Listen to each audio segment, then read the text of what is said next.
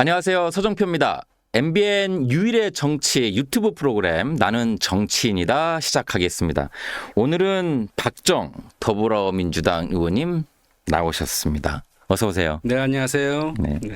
어떠셨습니까? 오늘도 날씨가 많이 더웠는데요. 오는 길이 불편하지 않으셨어요? 네, 제가 불편한 게 아니라 우리 서민들일수록 이럴 때 더 어려우시잖아요. 네. 네, 걱정이 됩니다. 특히 노인 어르신들 네네. 물 자주 드시고 휴식을 많이 하셔야 됩니다. 네네. 아니 그냥 가볍게 어떻게 오셨나 이렇게 여쭸는데 또 정치인이기 때문에. 네, 서민 걱정 하셨습니다. 참 좋은 말씀이시고요. 자, 일단 중국 특사신데 여기가 아니라 중국에 계셔야 되는 거 아닙니까 지금? 원래는 뭐 이번 주에 가기로 돼 있었는데요. 네. 중국의 여러 가지 사정상 네. 좀 미뤄졌습니다. 어떤 사정이었죠? 우선은 중국 시진핑 주석이 굉장히 바빴고요. 예. 왜냐하면 EU하고 정상회담도 했고 일정들이 굉장히 빡빡했고 또 저희가 제안했을 때 왕이부장이 그런 역할을 하는 사람이잖아요. 네네. 근데 해외에 많이 나가 있다가 들어와서 이제 그 일정을 보니까 일정이 나오질 않아요.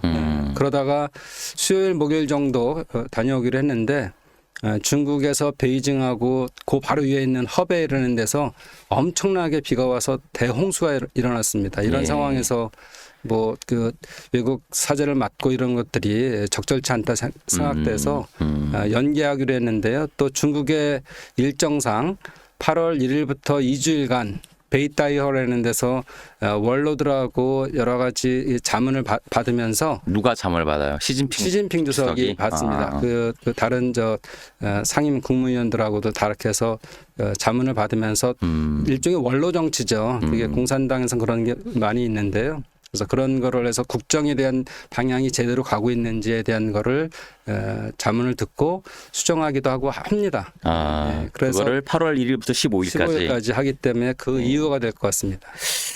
그러면은 한 2주가량 그냥 이제 보내는 거고 그 이후에 중국을 가시는 건데 많은 국민들께서 걱정하실 수도 있겠다. 너무 늦게 가는 것이 아니냐. 어떤가요? 늦은 건 아니에요?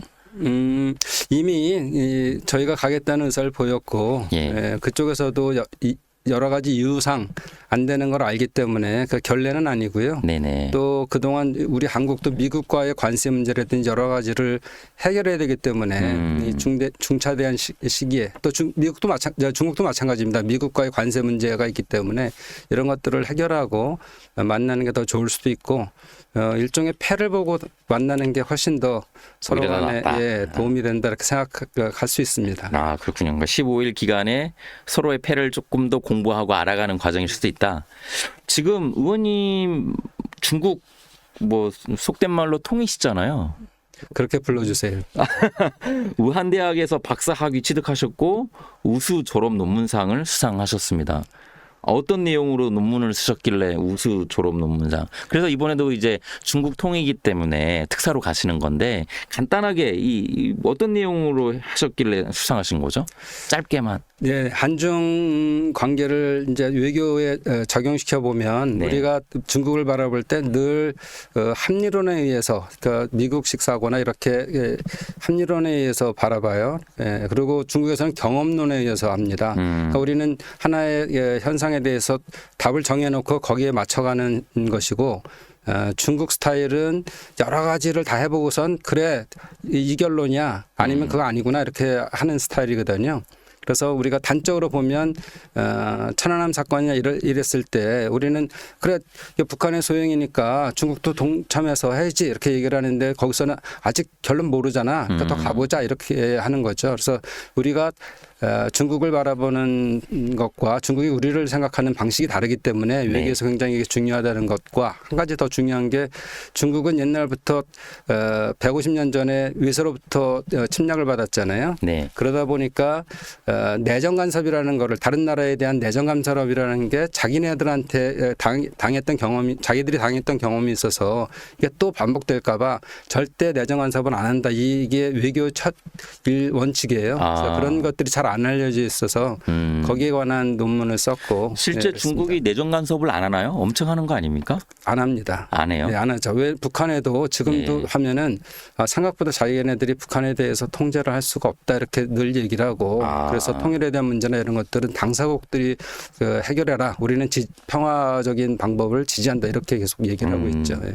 알겠습니다. 이 지금 좀 졸업 논문상이라고 해가지고 궁금해서 여쭤봤고요. 그만큼 중국에 대해서 많이 아셔서 빨리 특사로 가셔가지고 외교를 좀 하셔야 되는데 지금 사실 많은 특사가 계시잖아요. 그럼 빨리 가가지고 외교 활동을 해야 되는 상황인데 지금 그러지 못해서 걱정이 살짝 되기도 합니다. 사실은 지난번 우원식 국회의장하고 2월 달에 시진핑 주석을 만나서 정상회담에 준하는 면담을 했거든요. 네.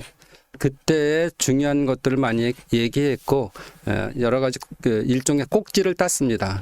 그 이후에 이재명 대통령하고 시진핑 주석하고 전화 통화하면서 문화교를 더 강화하자 등등 그런 것들을 해놔서 기초 작업은 이미 끝났다. 예, 중국은 굉장히 한국에 대해서 그동안 그 윤석열 정부 때에 한쪽으로 치우친 외교에 대해서 이번엔 좀 기대감이 있어요. 좀 균형 외교를 해주길 바라고 우리도 이렇게 공급망이나 이런 것들에 대해서 중국하고 연결된 게 많이 있으니까 중국에서는 그걸 은근히 얘기를 했고 그때 에피소드 하나 말씀드리면요. 좀 낯간지러운데 시진핑 주석이 이런 얘기를 합니다. 낯간지러운 얘기입니까? 워중요니 니중요워 이런 얘기를 해요. 내 안에 너 있고 너 안에 나 있다 이런 얘기를 해요. 드라마 영화 대사 아니에요? 그러게요. 네. 그전에는 이사 갈 수 없는 좋은 이웃 이렇게 했거든요. 네. 반부조도 하우링지 이런 얘기를 했는데 네. 지금은 이제 바뀌었어요. 그런 이사 갈 수 없는 지리적 이웃뿐만 아니라 우리는 뗄 수 없는 관계다. 그래서 지금 이제 중국도 커지다 보니까 여러 나라와 무역도 하고 부품을 갖다가 완성품도 만들고 또는 완성품 팔아야 되고 뭐 이런 관계들이 있어서 뗄래야 뗄 수 없는. 뗄래야 뗄 수 없고 헤어지면 안 된다 이 정도의 저희한테를 얘기했기 때문에 그거를 이용해 의원님한테 하신 거예요? 우원식 의장이랑 같이 회담을 할 때 얘기를 했는데 다시 한 번만 중국어로 말씀해 보시죠. 워중요니 니중요워 이렇게 발음이 나쁘지 않은데요? 예, 발음은 안 좋습니다. 늦게 중국어. 아니 나쁘지 않다고요. 좋다고요. 아 그렇군요. 많이 손이 좀 낯간지러운 말이긴 하네요. 그거를 말했다는 것 자체가. 자, 그만큼 중국 통이시니까 9월 3일 전승절에 이재명 대통령 모시려고 중국이 지금 그러는 거 아니에요? 어떻습니까? 그 속내는 뭐고 대통령 참석하는 게 좋습니까? 아닙니까? 아무래도 2015년에 박근혜 대통령이 전승절에 참석하시면서 중국에서는 굉장한 반향을 불러일으켰어요. 네. 그리고 그때 한국과의 관계가 최고조로 달했죠. 그 이후에 뭐 사드 문제 때문에 확 식었지만 그런 걸 재현해 보고 싶을 거예요. 그러다 보니 우리 이재명 대통령이 오시면 좋겠다 이렇게 접촉을 해왔었고 저도 그 접촉과 달리 저는 비공식 접촉으로 조찬을 하면서 저한테 의사를 타진해서 최근에 그렇습니다. 뭐 언론에 났을 그 당시에요. 그래서 제가 적절치 않다 얘기를 했습니다. 우리가 전승절에 참석하는 게 적절하지 않다. 하시는 게 올해는 적절치 않다. 뭐 몇 가지 이유가 있는데 첫째로 막 그동안 3년 동안에 우리 정부가 아닐 때 엉망이 된 것들을 좀 정상화시키는데 일이 너무 많고 또 우리가 통합을 외치는데 한쪽 편에 치우쳤다 이렇게 오해할 수가 있으니 그런 것들을 해서도 가실 수가 없고 또 다른 이유는 지난번에 우원식 의장이랑 갔을 때도 확인했고 직접적으로 시진핑 주석이 에이펙에 참석하는 것은 그 나라의 정상의 의무다 이런 식으로 얘기했기 때문에 특별한 일이 10월에 없습니다. 있을 경주 에이펙 말씀하시는 거죠? 그러니까 시진핑 주석이 대한민국에 온다. 거의 뭐 의무라 이렇게 얘기했기 때문에 올 거라 확신하고 있었어요. 근데 최근에 양자 간의 얘기 이외에도 주한 중국 대사관에서 공식적으로 에이펙에 대한 것들을 언급했고 그래서 시 주석이 이렇게 오실 거에 대한 것들은 어느 정도 거의 정해진 거 아닌가 이렇게 생각하지만 뭐 사회주의 특성상 또 와야 오는 거지 그 다른 것들이 있으니까 확정적으로 본인의 입으로 언제 참석한다는 얘기는 못 합니다. 그래서 그런 것들이 있고 그다음에 에이펙이 있으면 당연히 그 시진핑 주석께서 오시잖아요. 그때 정상회담이 이루어질 수가 있고 특히나 그때도 지금 한간에는 트럼프와 시진핑 주석이 만난다 뭐 이런 얘기들이 있지만 만나야 만나는 거죠. 그게 블러핑일 수 있잖아요. 서로 간에.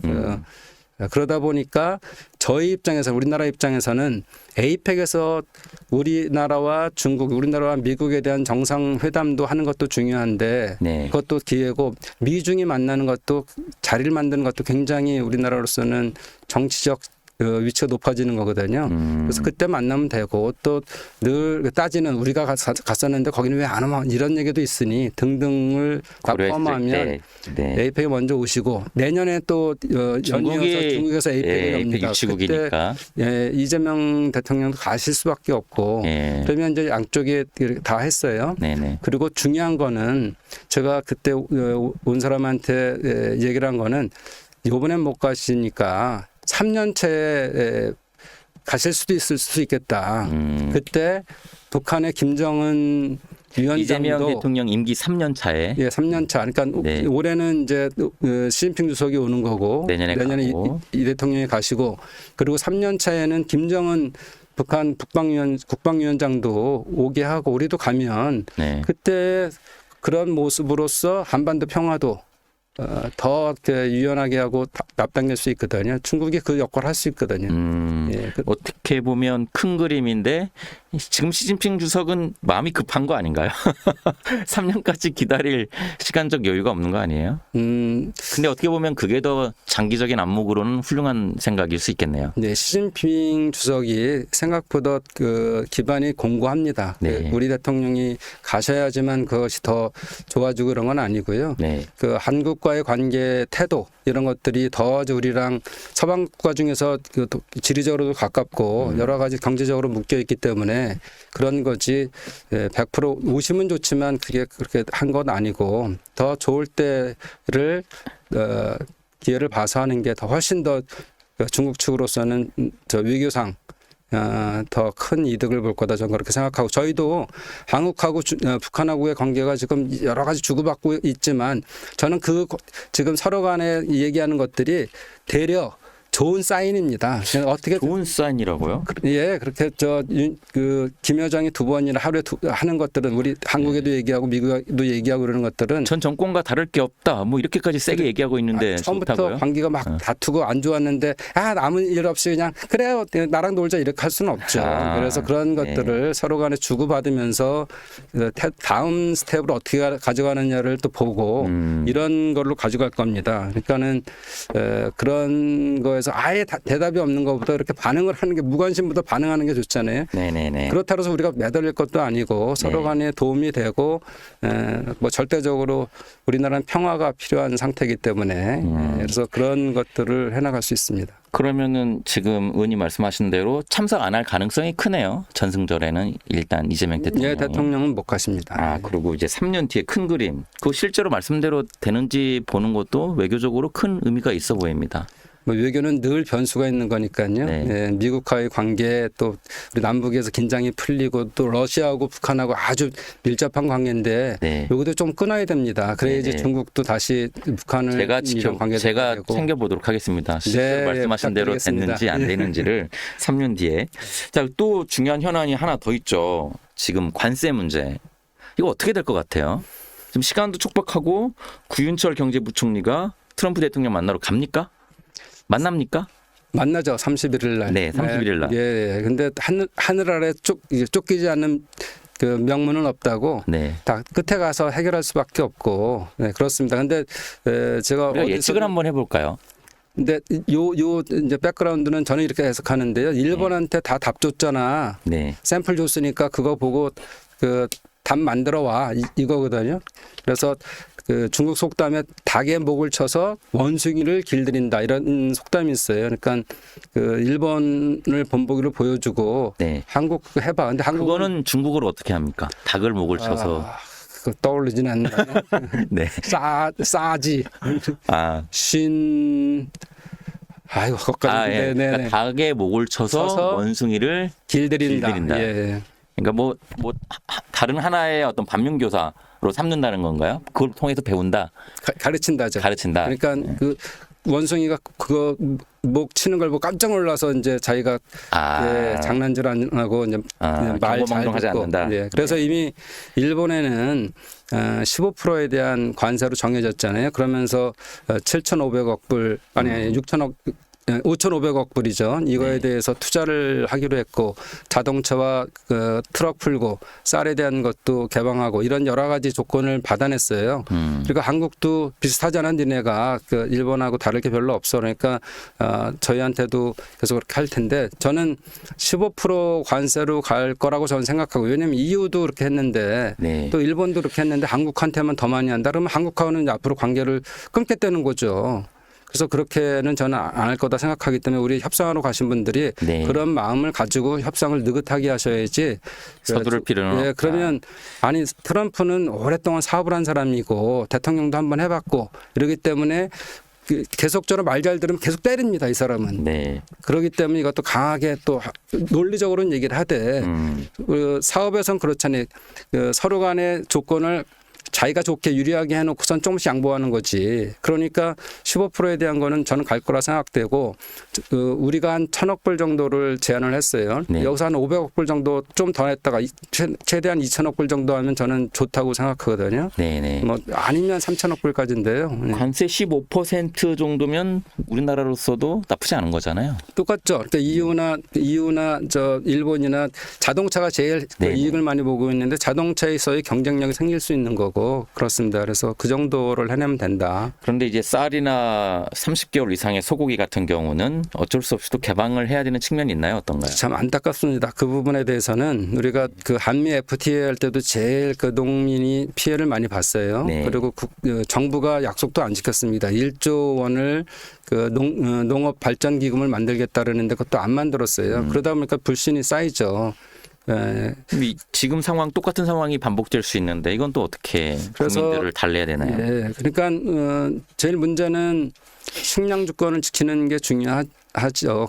그렇지만 더 중요한 거는 우리 농민들이 피해를 봐서는 안 되잖아요. 피해 보는 거에 대한 보상을 할 수 있는 방법들을 만들어내야 됩니다. 그러니까 제 생각에는 우리나라가 지금 제일 필요한 게 재생에너지 4차 산업부로 가면서 전기자동차, AI, 반도체 이런 데 전기를 한 앞으로 52기가 정도가 더 필요하다는 거 아니겠어요? 그래서 대통령 공약도 에너지 고속도를 만들겠다는데 거기에 제일 핵심이 우리가 그 원자력은 한 15년 걸리니까 13년에서 18년 걸리니까 평균 15년 잡고 너무 오래 있다가 그 생산 능력이 갖춰지는 거예요. 그러니까 재생에너지가 빠르기 때문에 예를 들어 영농형 태양광 같은 것들을 설치해주고 거기서 나오는 햇빛 농사와 일반 우리 쌀 농사 또는 뭐 다른 야채 농사 이런 것들을 통해서 보상이 되도록 그런 것들에 배려를 하는 거죠. 좀 현실적으로 다가오지는 않는데요. 그러니까 지금 당장 미국 쌀이 들어오는데 30개월 이상의 소고기가 들어오는데 재생에너지를 통해서 나중에 보상을 해준다. 이게 좀 먼 얘기 아닌가요? 아니 1년이 되는 건 1년 안에 됩니다. 1년 안에요? 네, 이 재생에너지 영농형 태양광은 다 실험이 돼 있고요. 네. 쌀 같은 경우에는 일본에서 시작했는데 네. 85% 그러니까 100가마니가 나왔다면 85가마니 정도가 나와요. 그러니까 쌀이 들어오게 되면 그 쌀이 수입되게 되면 개방되면 네네. 결국은 그거를 다른 나라에 주거나 뭐 그 가축을 먹이거나 옛날 같으면 북한도 주고 뭐 그랬잖아요. 네. 그게 남아도는 거예요. 그래서 우리가 쌀 생산을 줄이되 네. 지금 영농형 태양광 같은 것들은 3배 정도 지금 쌀 생산하는 것보다 쌀을 재배해서 얻는 소득보다 커요. 그런 것들을 농민 기본소득으로 만든다든지 이런 것들을 하되 거기에 그 만들어질 때 지원은 국가가 한다든지 지금은 당장 본인들 돈으로 해야 되는 부분이 있지만 그렇게 한다든지의 방법들로 최대한 보상을 해야 되고 제가 하나 아이디어가 있는데요. 네. 소고기 수입에 대해서 거꾸로 우리 한우를 네. 다른 나라에 비싸게 팔면 됩니다. 예를 들어 중국 같은 나라에 아니 그게 팔리겠냐고요? 아니요 중국에서도 이제 본인들 제가 만나보면 네. 한국 드라마가 유행이잖아요. 그래서 보통 삼겹살 먹으러 가 내가 쏠게 그러면 아 그래 그러다가 야 내가 오늘 한우 쏠게 그러면 와 그런 걸 보고 네. 한우가 그렇게 맛있냐는 거예요. 일본 그 와우까지 먹어봤는데 아, 그래요? 그리고 자기네들도 이제 소득이 높아졌으니 먹고 싶다 한우를. 실제로 한우가 정말 맛있습니다. 그래서 중국은 돼지 때문에 경제가 휘청이고 나라가 바뀔 정도의 돼지 가격 때문에 네네. 소를 우리나라로 수출할 여력이 없어요. 거기 소비가 워낙 많기 때문에 다른 나라에서 다 수입하거든요.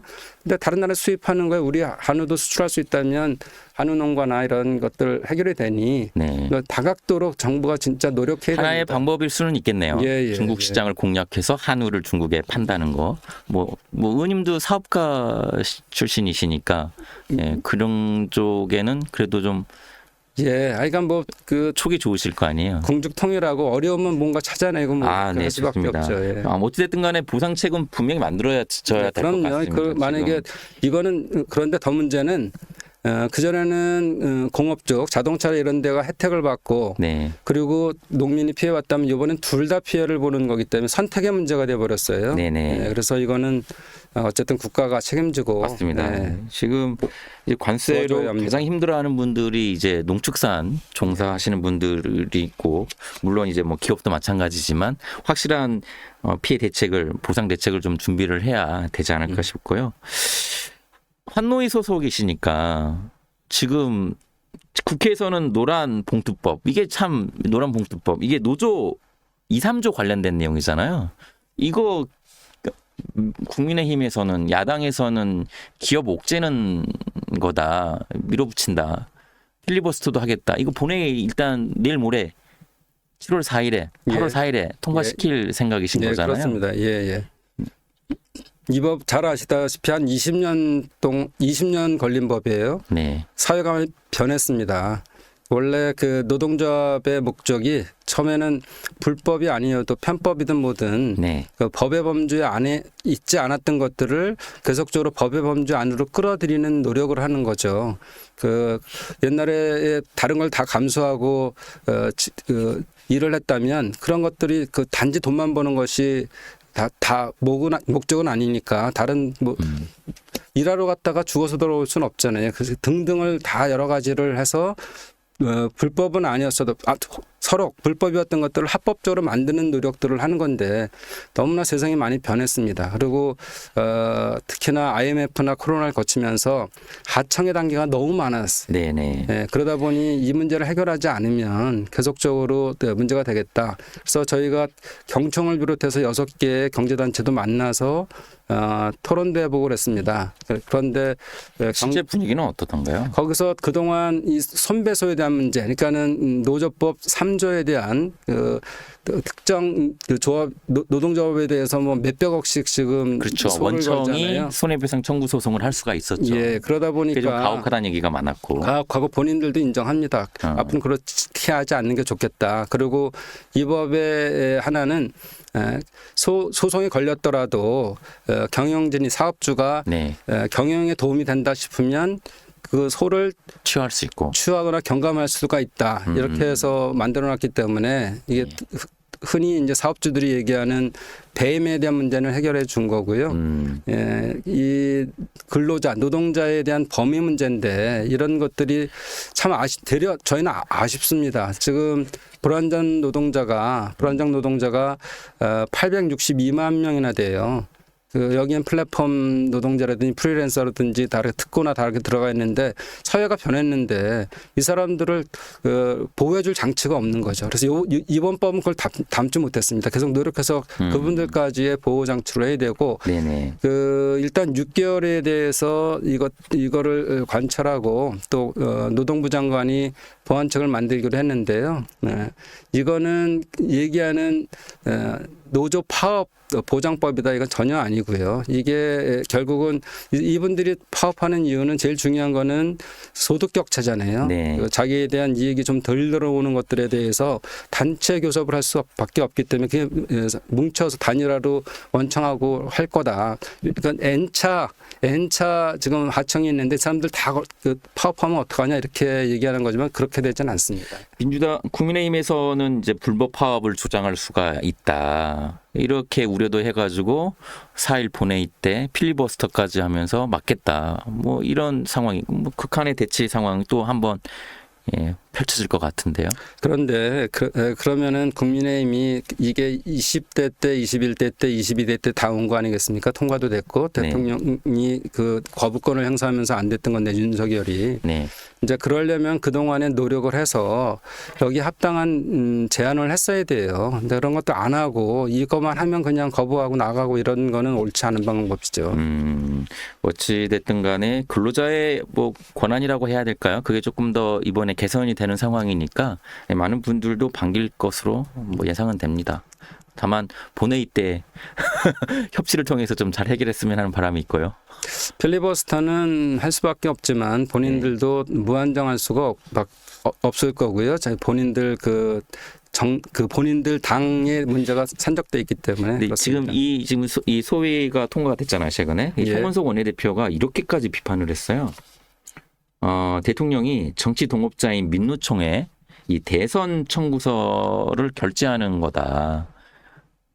이렇게까지 혹독하게 비판을 하긴 했습니다. 그러면 22년 걸렸는데 이 법이 그러면 그전 대통령들은 뭐고 그전 대통령은 뭐고 이렇게 되잖아요. 그러니까 그건 말이 안 되고 야당으로서 그냥 할 수 있는 주장인가요? 그리고 노동자들이 정말 힘든 부분에 대해서는 해결하는 게 정부의 역할이죠. 네. 그러게 뭐 저희가 여러 가지로 사업자들, 경영자들을 돕고 있지 않습니까? 네네. 사회 구조가 바뀌어야 되니까 반도체에 대한 특별지원법이라든지 뭐 이런 걸 통해서 AI에 대한 것들을 또 저희가 예산으로 지원하고 이런 것들을 하고 있는 반면에 노동자들은 계속적으로 너무 지금 상황이 안 좋아지면서 소득 격차가 커지고 네. 양극화되고 있잖아요. 이런 걸 해결하지 않으면 정부가 할 역할이 뭐예요? 그걸 해야죠. 윤석열 정부에서 거부권이 몇 번 행사가 된 거기 때문에 예. 이번에는 좀 강력하게 밀어붙인다 그런 느낌도 살짝 들고요. 자, 지금 가장 뜨거운 이슈 중에 하나가 또 이 조국 사면론입니다. 예. 우원식 의장도 만났고요, 최근에. 예. 8.15 때 이 사면 가능성 어떻게 보세요? 전 개인적으로 정권 첫해 네. 특별 사면하는 게 맞는가 이렇게 생각합니다. 아, 하면 안 된다. 예, 그리고 왜입니까? 특히나 지금 한쪽만 보통 사면이라 그러면 네.